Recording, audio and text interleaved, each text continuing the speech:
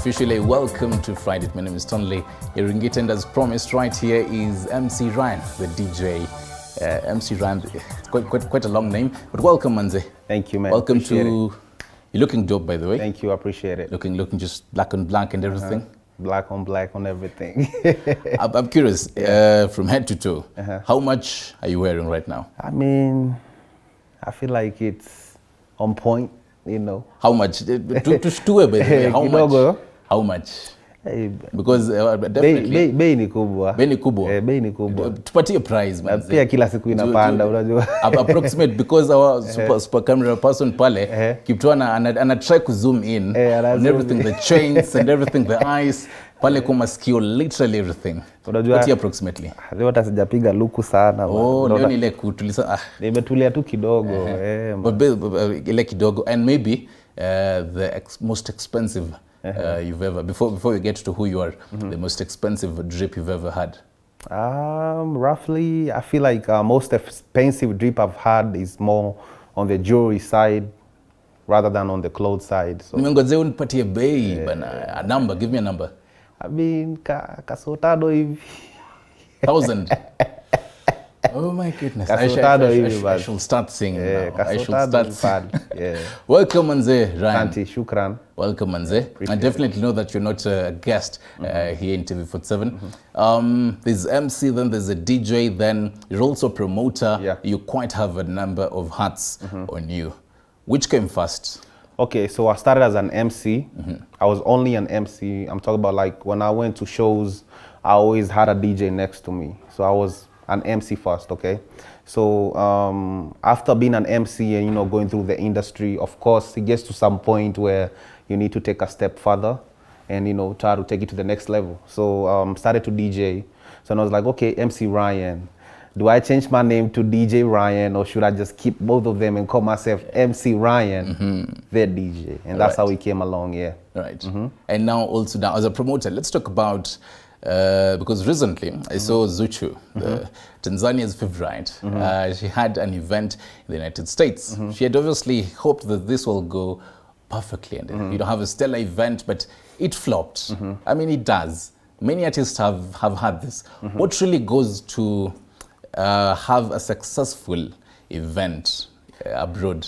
I feel like, you know, all of us as, you know, Africans, let me just say Africa. I was about to say East Africa, but let me just phrase it as Africa.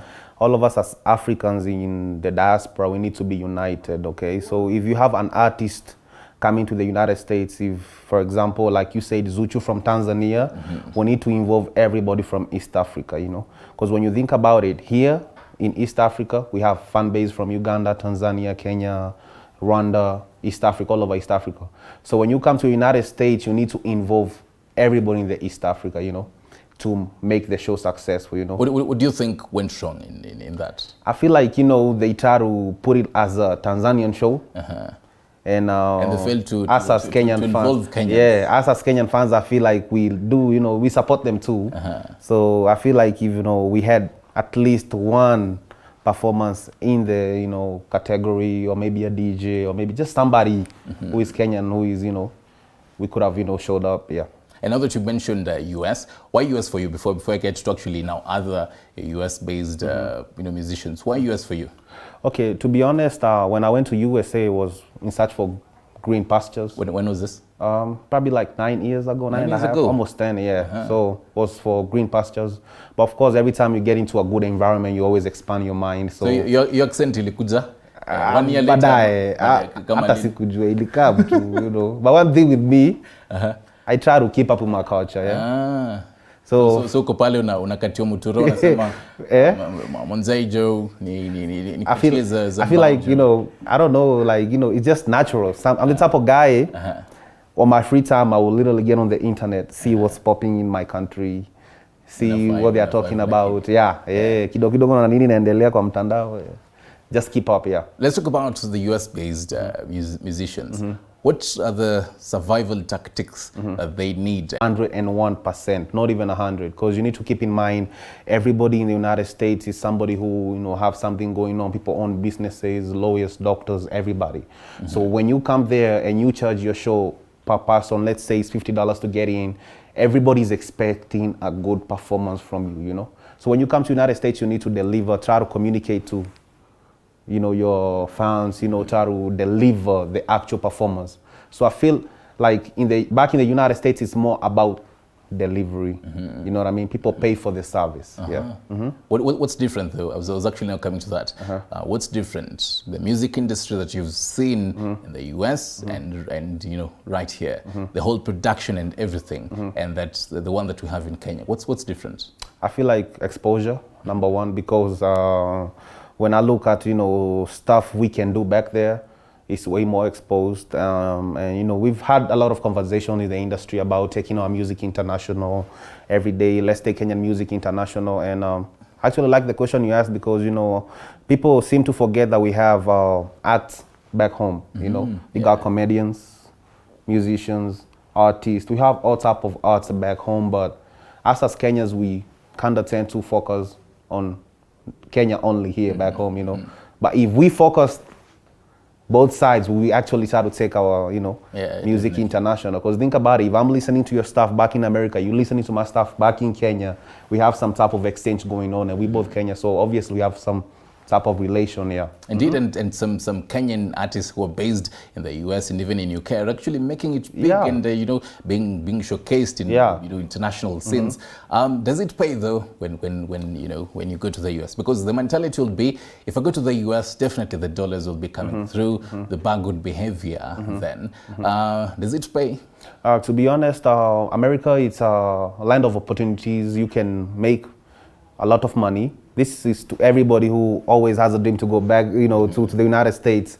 You can make a lot of money, but I'm gonna just say this on TV, USA is not the land for the lazy. You have to actually work hard every day. You need to keep grinding every day. So you have to actually work for it, you know. But we got the opportunities though, but you have to keep grinding every day and every day, Let me clarify this. I had it somewhere and I need to clarify it from somebody who's been there.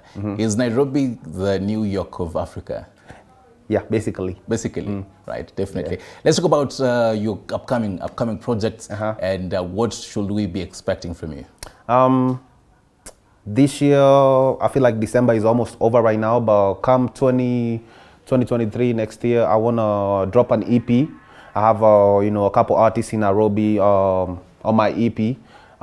Like I told you before, man, my main focus is try to bridge the gap, man. I'm trying to open the bridge between Kenyan entertainment in Kenya and Kenyan entertainment back in diaspora. I want it to be like one simultaneous thing where in a type of situation when somebody talks about entertainment, we are involved at some point, definitely. You know what I mean? Yeah, definitely. So I want to put us in the basket. So I'm doing an EP coming out next year. I came to Kenya to work on some projects, basically mostly shoot visuals, videos, because you know I needed to be here for that. So the authenticity in the yeah, exactly. So to all my fans out there and everybody who supports Kenyan music, keep lookout. Yeah, man. The EP, the artists who are going to be featured. Can we have that today? It's gonna be a lot of artists featured. Right now it's top secret until this is what I'm gonna do, right? When I'm ready to drop the EP, I'll come here again and give you an exclusive. Definitely, that's for amazing. Sure. You have collaborated with Sudi Boy in Kamnyoso? Kamnyoso, yeah. Definitely. Talk to us. How did that come to be? You're going to finish with that song. So how did that song come to be? To be honest, I always admired their type of passion in music because their music is timeless. Their music is type of music where you can play in baby showers, weddings, you know. It's that type of music that is not too arrogant, you know. I like it. It's type of music where, you know, everybody can digest, you know. So I always admired them, and I met Sudi Boy first, and then I met Masauti second. You know, they all had some type of similar, because they both from back in the coast. So after we met, that's how we came with the idea of Kamnyoso. I remember I was back in the States when they sent me the song, and I liked it. I was like, yo, we have to do this one, man, you know. So big shout out to Masauti, by the way. Big shout out to Sudi Boy and the whole family, man. I appreciate it, yeah, for sure. Do fans out there, you know, Americans, when they're listening to these songs, do they even understand when you're trying to that, you know, they're singing along Kamnyoso, do they even understand this stuff? You know, man, it's funny. A lot of people think people don't actually keep up, man. Like, they actually do, man. They know what's going on. They actually do, yeah. They know what Kamnyoso is. They listen. to everything popping in the city, man. As long as he's on top.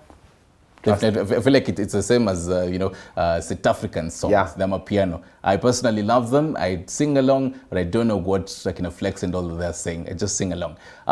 Your final words at your social media, then you can finalize with Kamyoso. Yeah. No, to all my fans out there, you can catch me on all social media platforms at MC Rayan the DJ, MC-R-A-Y-A-N the DJ. And also look out for my EP dropping Come 2023. It's going to be crazy. It's going to be music for all. So keep on to that, man. And I appreciate to be here at TV47.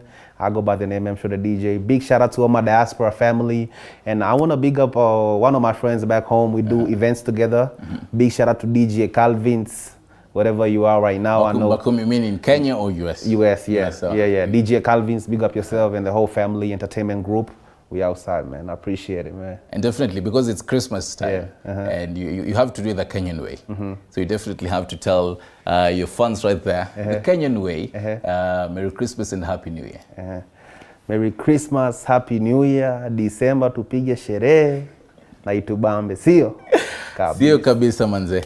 And let me finalize everything, and on behalf of the whole roll call, people who actually made this bulletin possible, before we can have your song, we can finalize with it.